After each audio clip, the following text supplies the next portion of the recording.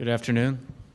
Thank you to ACICS for engaging us to conduct this research. As Gene said, my name is Brent McGoldrick. I regularly conduct and run our research practice at FTI Consulting, conducting research among all sorts of subjects from education to healthcare to basic economics and personal finance. One of the, before I walk through the results, one of the interesting things for us in engaging in this project is we've spent a considerable amount of time and work over the last 2 or 3 years surveying Americans and businesses and educational institutions around how they're weathering the Great Recession. So both from a personal finance standpoint as well as from an economic standpoint. And this concept that keeps coming out again and again around the education value proposition, I think, has come under more, has been the subject of more discussion from all actors here, which is from a consumer standpoint, or for those who are moving through the education process, what am I learning? And from an employer standpoint, what are we actually getting in terms of employees? So happy to conduct this research and happy to be a part of it. So thank you. I thought where I might start is with a little bit about who it is that we surveyed. As we say in research, who you survey is just as important as what you're actually surveying. So in approaching this project, what we wanted to do was we wanted to talk to people who make hiring decisions. And as we all know, these are not just HR managers and HR directors, and these are not CEOs of companies. In a review of the other research that is publicly available in the public domain on topics like this, you see sort of a broad range in terms of a definition of who it is that we're talking to. And so we wanted to cast a wide net, understanding that hiring decisions don't just take place within HR functions, and they don't just take place, obviously, within the C-suite. They take place among people who have some supervisory authority or some input into the company. And I'll talk a little bit about the screening criteria, but you should know that we surveyed 1,006 people who we determined to be hiring decision makers. I'll talk about that criteria. Surveyed from November 15th through November 19th, and as we indicate, based on their role in terms of the hiring decision-making process. So what we wanted was professional people who had at least 5 years of business experience, okay, and performed at least 2 of the following activities that you see listed on the left. There were exceptions that were made for people who were business owners, in which you did not necessarily have to have 5 years business experience, but that was a small portion of the sample. The sample lists were drawn from professional files of B2B professionals, and then the sample was then compared against BLS data, Bureau of Labor Statistics, to make sure that broad areas and sectors of the economy were represented: education, healthcare, government, what have you. So what you see is, just in terms of who we were talking to, you needed to do at least 2 of the things on the left there. And we've ranked them from whether people have done them regularly or occasionally. Supervise at least 1 direct report, review resumes and job applications, interview job applicants and prospective employees, make hiring decisions, recruit candidates for job openings, and develop job descriptions for new positions there. So again, everyone has done at least one of those things, or at least 2 of those things. Positions in terms of where they sit within their organizations or companies: 29% senior management, 54% mid-level management, 17% non-supervisory staff, and then you see a number of years of work experience there. So this was, the survey was conducted, again, among 1,006 individuals who meet this criteria, and then obviously representative of the sectors of the economy as a whole, including government employers. So 3 big findings that I'm going to talk through highlights of. The first is that we see this, when you talk to hiring decision makers, you see this sense that they think that the employees and the applicant pool that they're dealing with is deficient on what they would consider to be sort of key or critical skills. A belief that the higher education system and various institutions within higher education need to improve in terms of how they train people to have those skills and capabilities. And then the third point, which we found particularly interesting, which is something we pollsters like to do, which is life is seldom an either-or choice, but we love to give people an either-or choice and force them to choose. But in asking employers whether or not they think that it is in students' best interests to pursue education that is broad-based versus specifically skill-based, understanding that education takes place along the spectrum, we did find it interesting that you, in essence, have hiring decision makers roughly split. It's a 45-55 split as to whether or not they think most students should actually pursue more skills-based education as opposed to broad-based education. So those are the three big findings. And then we'll talk about each of the specific areas. First, in terms of hiring, and this was alluded to earlier, which was the sort of skills mismatch. The reality is hiring is still taking place, and those of us who are watching economic news need to keep that in mind. So we start by asking hiring decision makers what hiring activities they've been up to over the last year or so and what they intend to do over the next year. You see 41% say they are looking to hire. 85% say it is likely that they will hire over the next year, and 87% say they have hired within the past year. Obviously, the numbers in terms of number of people they are hiring is going to vary, and that's a cause of some economic angst. But clearly, we're talking to a group of people who make these decisions and who are looking to hire and plan on hiring in the next year. So the question is, what is it that they think and what they see as being important. So that's sort of the threshold question: are you hiring and are you going to hire? And then we asked them the extent to which they felt that applicants, the pool of applicants for open positions within their company were prepared. And you see only 16% say they consider those applicants to be very prepared, 63%, so almost two-thirds, saying somewhat prepared, and then you see somewhat unprepared and very unprepared. So combining those three, you see in essence sort of 84% of hiring decision makers would say in general that the pool of applicants is underprepared or not very prepared, which is sort of a startling number given what should be in an economy like this a relatively buyer's market in terms of labor. So that's the first thing that stands out to us. And then we asked, in terms of making those hiring decisions, how they would rate the process of finding applicants, easy or difficult. You see 46% say easy, 54% say difficult. That number is actually more pronounced in the high-tech industry when we looked at cut the data by industries, with 62% saying is difficult.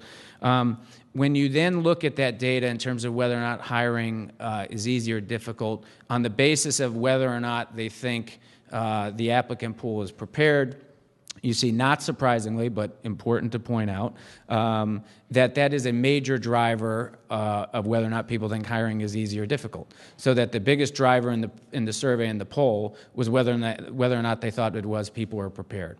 So we're sort of, as we move through the survey, trying to build this sort of logic train here as to what it is people are looking for and then why they think those things are either easy or difficult. Clearly, preparation being a big driver as to the attitudes of hiring decision makers. We then asked over the next several years whether or not they thought that set of decisions around hiring was going to become easier or more difficult. And you see 29%, so almost twice as many say it is going to be harder than easier. So again, I think against the backdrop of what some economists talk about in terms of sort of long-term unemployment or elevated underemployment or a mismatch of skills, to have hiring decision makers at a 2-to-1 rate saying this has only become more difficult speaks not necessarily to the pool, but then to those criteria or those skills which hiring decision makers ultimately are looking for. So having set that stage in terms of the current state of hiring, we were interested in what skills hiring decision makers are actually looking for, and then how important or the performance that they see the applicant pool. So this is sort of two dimensions here. One is we listed a set of what would be called sort of, in common speak or common parlance, the sort of skills or attributes that hiring decision makers might be looking for in making a hiring decision. And then we asked them on those same criteria how they thought that the pool of applicants that they see measure up on that. What you see is that on every single one of these 11 criteria, a significant gap between how important that skill is and the actual quality in terms of applicants and how they see performing on that. At the top there, obviously, you see a sort of clustering of what may be sort of softer skills, right? Interpersonal skills, teamwork, and then you see problem solving and job-specific knowledge. So clearly on those that are most important in terms of skills and criteria that they're looking for, hiring decision makers seeing a gap in terms of the pool of applicants that they're dealing with. This squares largely with most of the research that's been out there and is in the public domain around the actual sort of skill set that potential employees do have. And then what we did was we took, beyond just identifying the sort of traditional level of skills, what we did was we took from the Institute for the Future the list of skills that they had listed out, both in terms of a name as well as a description. And these were, since the survey was conducted online, hiring decision makers were given this list of skills and descriptions and then asked about them. And I'll just sort of list them out and quickly run through them here. You see sense-making, social intelligence, novel and adaptive thinking, cross-cultural competency, computational thinking, new media literacy, transdisciplinarity, design mindset, cognitive load management, and virtual collaboration. Again, all respondents were read that. They were not read what the source of this was, and in completing the survey, they were, when we identified who was sponsoring the survey, obviously is FTI. So I note that just so that you understand that when respondents take a survey, they're taking a survey under the auspices of FTI and not necessarily aware of where these particular skills came from. We're interested in their honest read as to how they react to them and how important they think they are. So, two notes here. Here we go. The first is that we asked respondents, okay, given these sets of skills, how important they currently rate them on a 0 to 10 scale, and then how important they think they will be in the future. Obviously, you see all of them rated at high importance and a bit elevated, though not statistically significantly higher in terms of their future importance. We do indicate the sort of gap there, but suffice it to say, at least as important all of these skills as they are now, in the future going to become even more important. And then again in terms of future importance, we asked the same thing that we did with the earlier set of skills, which is we asked how, given these definitions and this set of terms, how you would rate the current skills in terms of your applicant pool.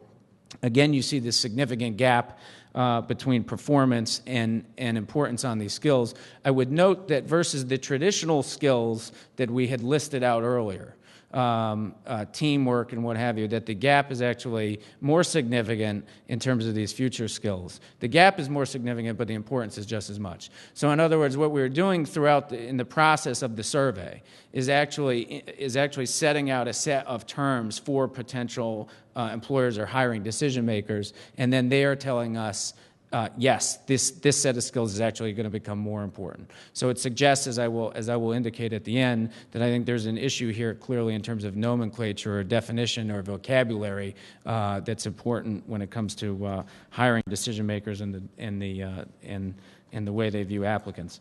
So that's sort of the current state of how hiring decision makers look at the applicant pool, and then they look at the set of skills. In terms of higher education specifically, the first thing we asked was, in terms of educational attainment, what they look for and what is required in making hiring decisions. You see 68% of hiring decision makers say that for open positions, the minimum level of education required is is at least some post-secondary education, and you see how that breaks down there. We then ask against that set, a sensitive clicker here, how they would rate in terms of thinking higher education broadly, how they would rate the performance of the higher education system in this country in terms of preparing students with the knowledge and skills they need to perform in the workplace. Only 7% say excellent, 54% say good, 34% say only fair, and 5% poor. So in essence, again, underperformance, you total is up 93% of hiring decision makers would rate the quality of higher education in this country in terms of preparation as less than excellent.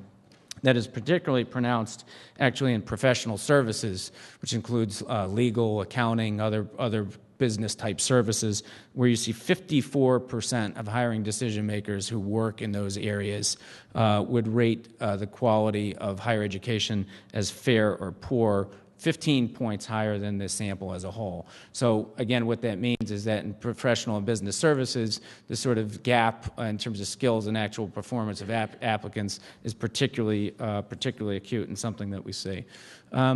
We then ask on a 0 to 10 scale for hiring decision makers to rate various types of institutions in terms of what it is that how well they think that those institutions train students with the knowledge and skills to succeed in the workplace. You see clearly room for improvement at all levels. Public two-year colleges and community colleges at the bottom there at 5.9. And then this question that I alluded to up front, which we consider to be one of the more interesting findings from the survey, is that asking hiring decision makers which of the two statements they agree with most. Most students would be better served by pursuing an education focused on a specific set of skills that will allow them to learn about one area in greater detail, giving them expertise and training and preparing them for the workplace. 45% of hiring decision makers agreeing more with that statement. Or most students would be better served by pursuing a broad-based education to which they can learn about a wide range of subjects, giving them a diverse knowledge base and allowing them to choose a career path that best fits their interests and ability. You see that in terms of industries, the attitude around a focus on a specific set of skills is more pronounced among those hiring decision makers from the healthcare industry, not surprisingly. And then in terms of the broad-based set, that tends to be that attitude most pronounced among education. I think we were particularly struck by that. In essence, you have what is close to a 50-50 split among people making hiring decisions as to whether they would advise most students to pursue something very skill-specific or something very broad-based, which I think says much about what it is in terms of how hiring decision makers view the current state of higher education. The last finding, and then I'll just hit a couple of highlight points. The last finding is then when we ask this sort of classic, is it more important what you know or the academic credential that you have? You see that 90%, so near unanimity in terms of hiring decision makers, saying it is more important, the specific skills that you possess is more important than the type of degree that the applicant has completed. So in essence, in sort of threading these things together, you have in this research, number one, I think a demonstration of what others have found and what is out there, which is clearly a sense in terms of those making hiring decisions that today's applicants don't have the skills necessary. You think you have, when you ask them what those skills are that are important, you have some reversion to sort of the traditional sense around softer skills. However, when presenting hiring decision makers with a sort of new definition of what skills may be, you see an increased importance and premium put on those skills. And then you have hiring decision makers, in essence, at least close to a split, saying it's more important for people who have specific skills. So the question becomes, if these hiring decision makers are not seeing specific skills delivered, how is it that they can articulate what those skills need to be? And how is it that they present those things? And I think what this clearly suggests is that All good research should always have further research questions that should be answered. One that I would suggest, in future research among this audience to ask is the relative desire for hiring decision makers to have a common set of definition and skills. In other words, to be able to define what is it the things that people need to know, and then obviously you all from an education standpoint being able to then develop curricula around those things when clearly we have people who hiring decision makers who indicate that there are clear gaps here that need to be filled. The question is how those things need to be done. So I would just sort of close there.